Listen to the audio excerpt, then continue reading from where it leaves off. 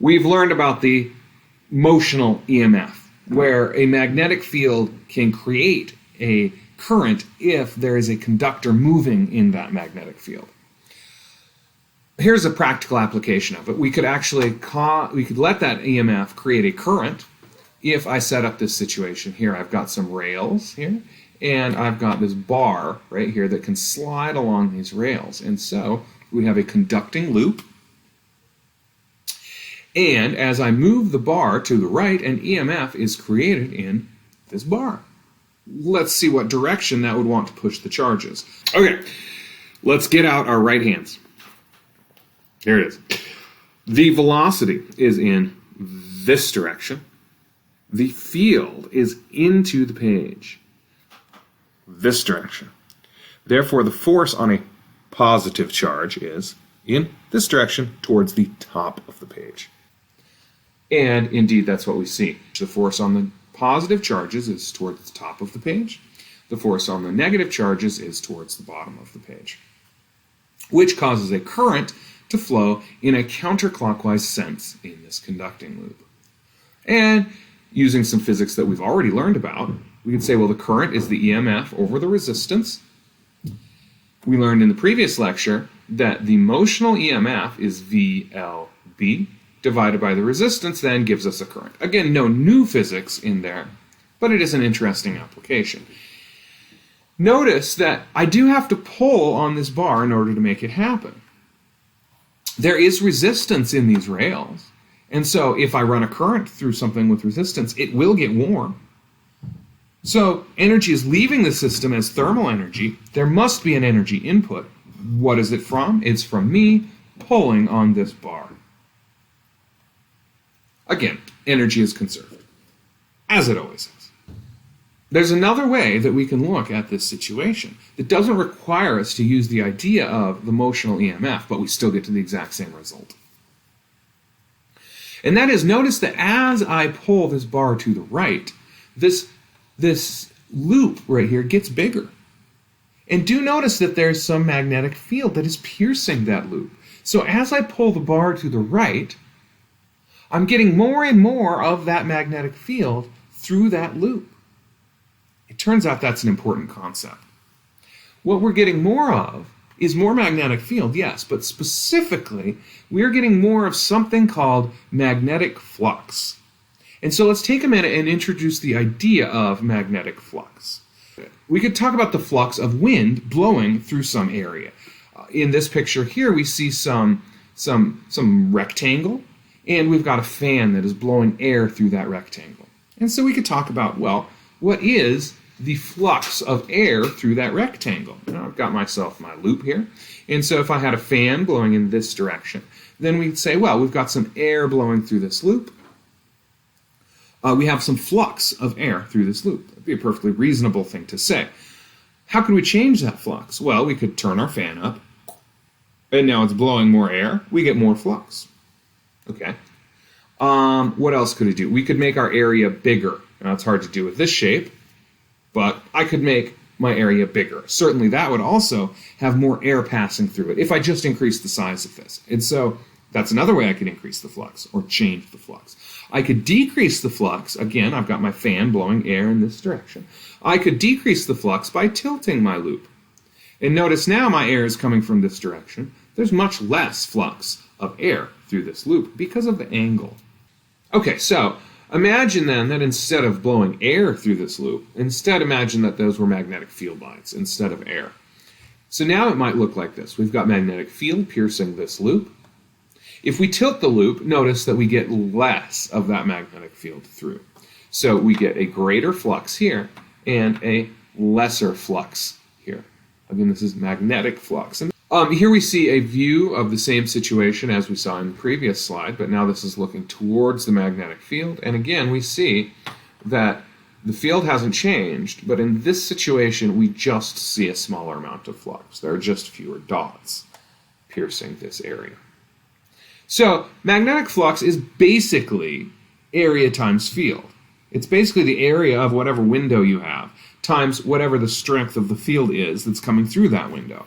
Now, we need to realize that we can tip that window, in which case we won't get the same amount of flux. And so really it's the effective area times the magnetic field B. And let's go back to this slide, and we can see here that in both of these situations, the rectangle has the same area, right? Recall that all we're doing is tipping. All we're doing is tipping. We haven't deformed the rectangle at all.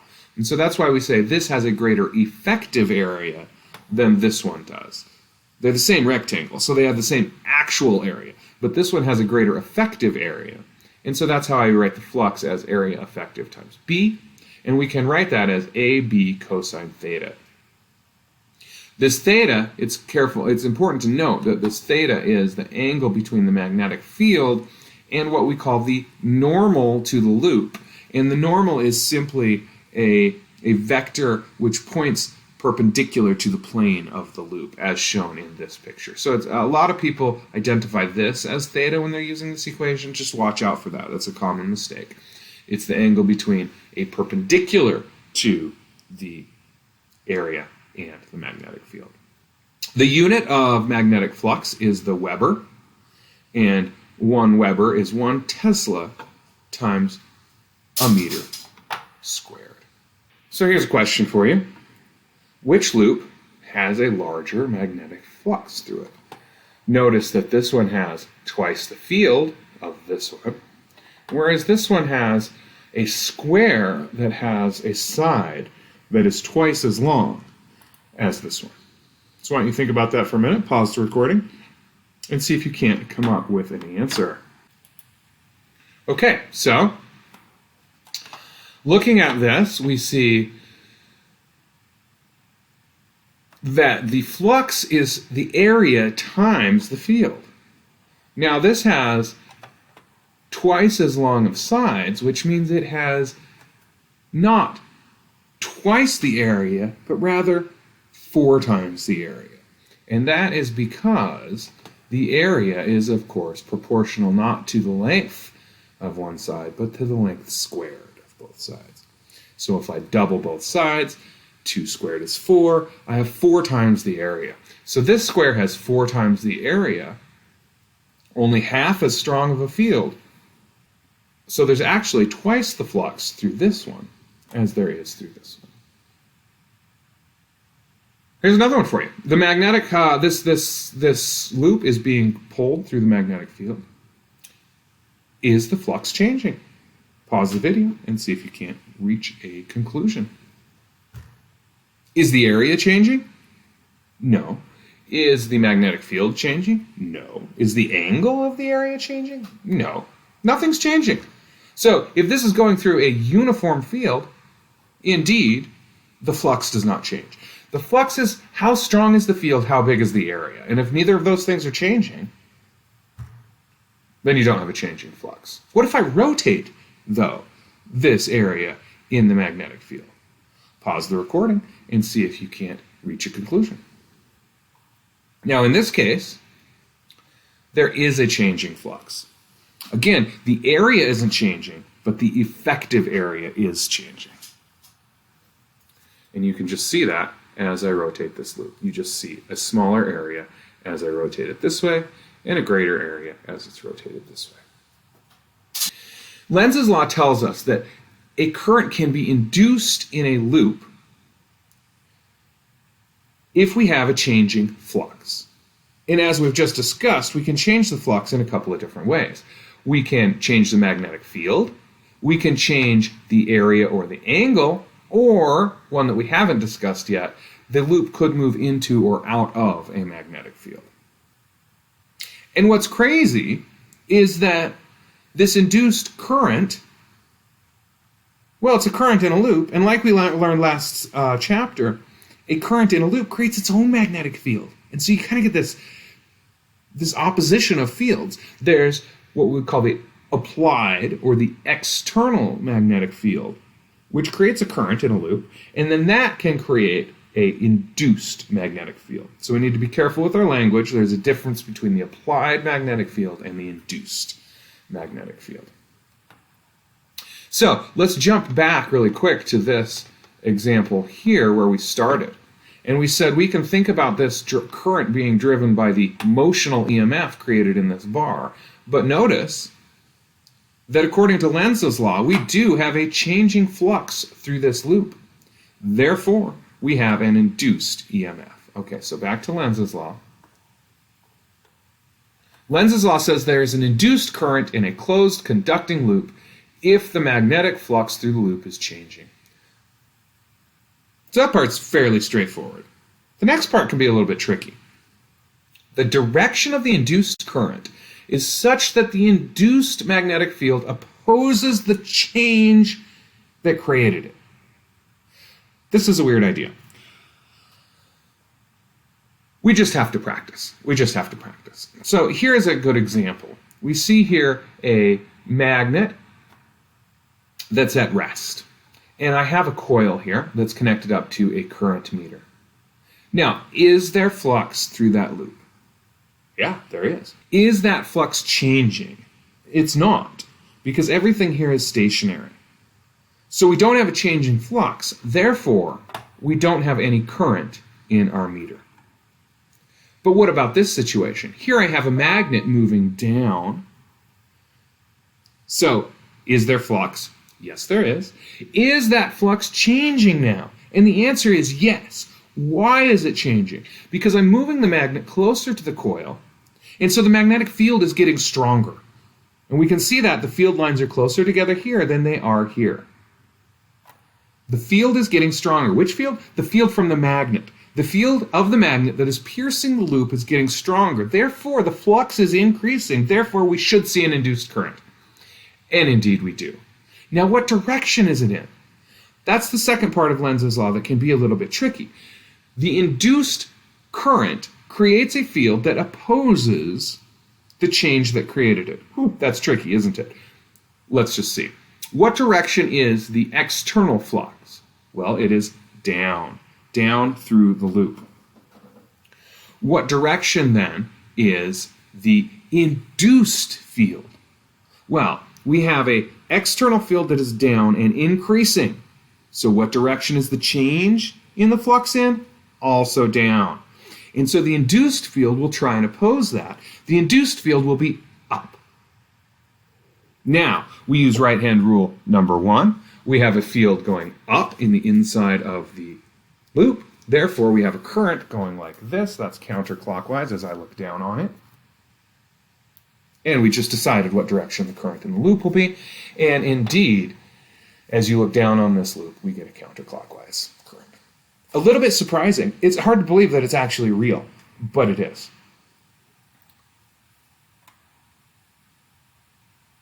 What if I pull the magnet out of the loop now? Well, is the flux changing? Yes, it is.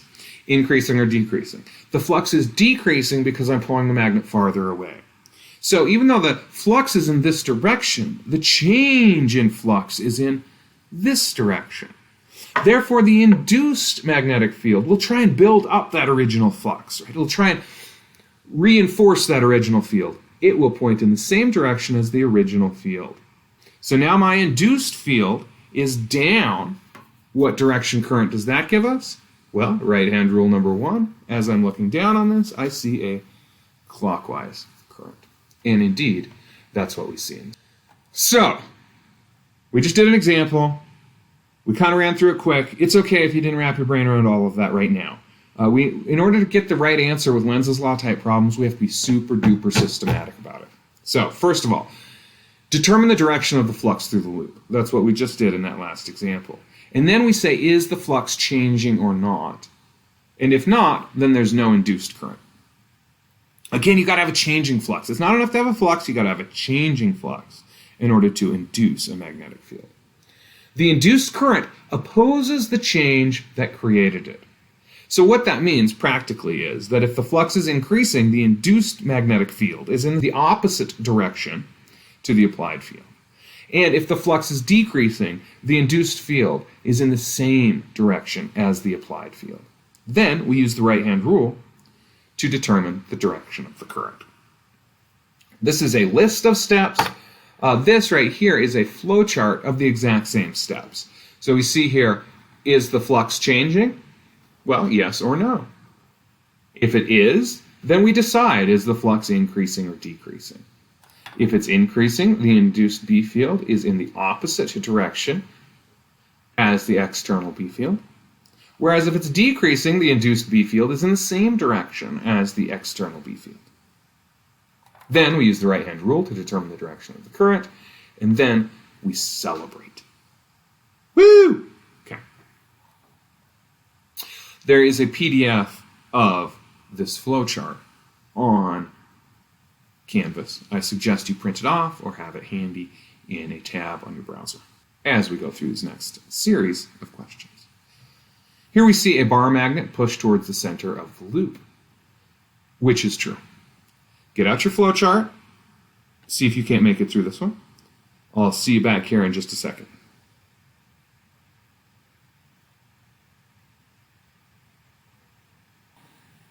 Okay, so this is my son Lennon's easel. Thank you, Lennon, for letting us use it for this class. Our magnetic field is going up through the loop. Because I'm moving the magnet towards the loop, the field strength is increasing, therefore the flux is increasing.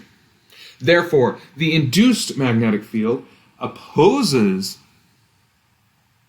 the external field, so B induced is down.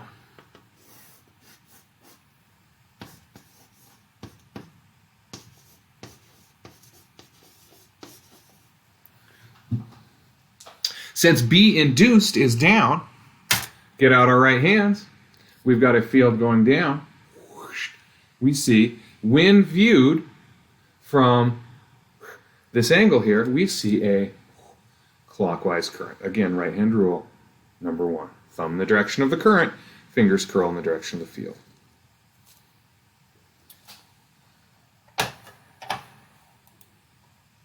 And indeed we do. And there's some arrows that you can actually see. Practice, practice. It's a little bit tricky. Here's another one. The magnetic field is confined to the region inside the dashed lines. It is 0 outside. The metal loop is being pulled out of the magnetic field, which is true.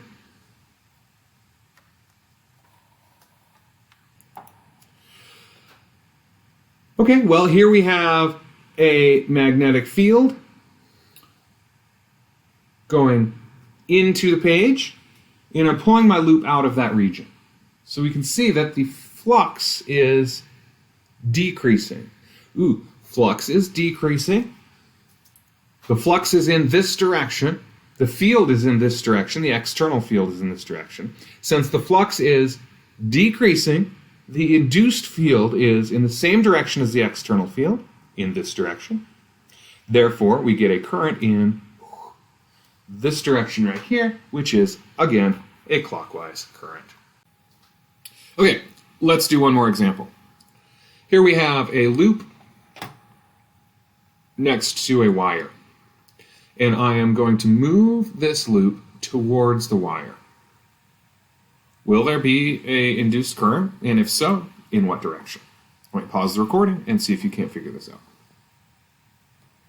Okay, so our first step here is, before we can even get to our Lenz's law flowchart, we have to decide what direction the flux through that loop is in. Okay, so here is my wire. It is carrying a current to the left, as shown in the picture. So let's use right-hand rule number 1 to figure out what direction the field is in. And thumb in the direction of the current, fingers curl in the direction of the field. We see that our field is in on top and out on the bottom.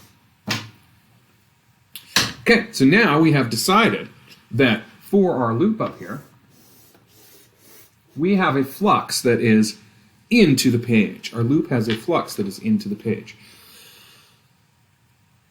Is the flux increasing or decreasing?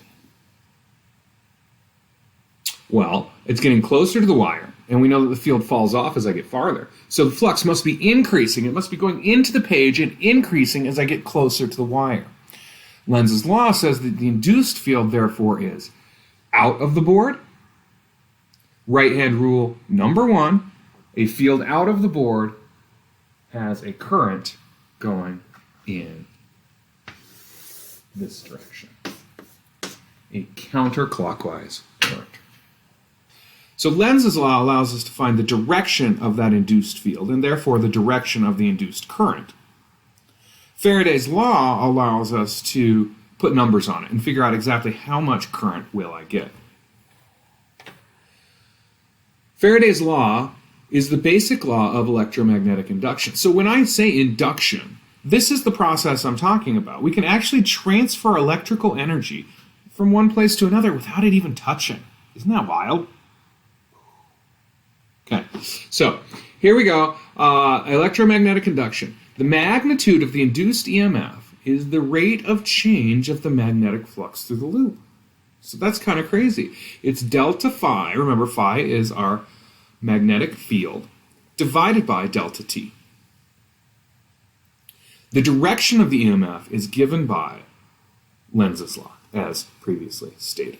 Now, much like with our coils of wire, we can have multiple turns, in which case we simply get the EMF generated per coil times the number of coils gives us the total EMF, in the coil. And of course, from many chapters ago, the current is the voltage over the resistance. That's just Ohm's law. We've talked about that quite a bit. So here's an example. Here we see a loop. It's a 10 centimeter diameter loop in a magnetic field.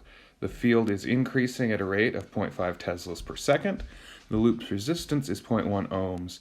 Determine the magnitude and direction of the induced current. So we see here that the field is pointing out of the page. First, let's go ahead and calculate the magnitude of the current. In order to do that, first we need to find the EMF. So Faraday's law tells us that the induced EMF is equal to delta phi over delta t. And of course, we know that phi, the flux, can be written as B times A times cosine of theta.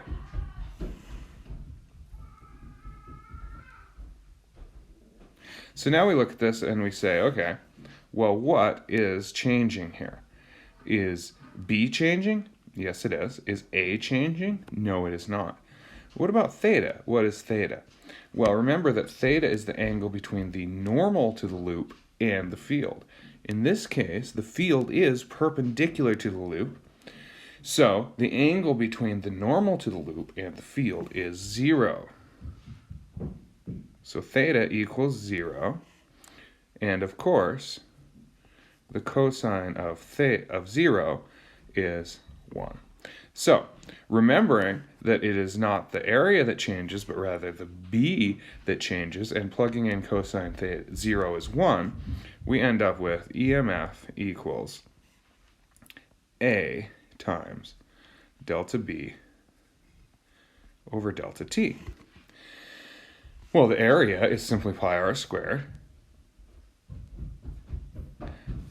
And notice that they did give us the diameter, not the radius, so that's 0.05 meters squared times delta B delta T. Well, notice that this right here is delta B delta T. It's not delta B, it's not delta T, but rather delta B divided by delta T. So we're going to times that by 0.5 electric cars per second. And then we run our calculator, and we get that the EMF is 0.004 volts. Of course, volts is how we measure EMF. But we're not quite done, because we have not found the current. We've only found the EMF. Now we know from Ohm's law that the current is equal to EMF over the resistance. So that's 0.004 volts divided by 0.1 ohms equals 0.04 amps. Woohoo! That's exciting. Okay, now what direction is it in? Well, let's go through our Lenz's law flowchart. The field is out of the page. The field is increasing. Therefore, the induced field is into the page. A field into the page would be created by a current moving in that loop in a clockwise sense.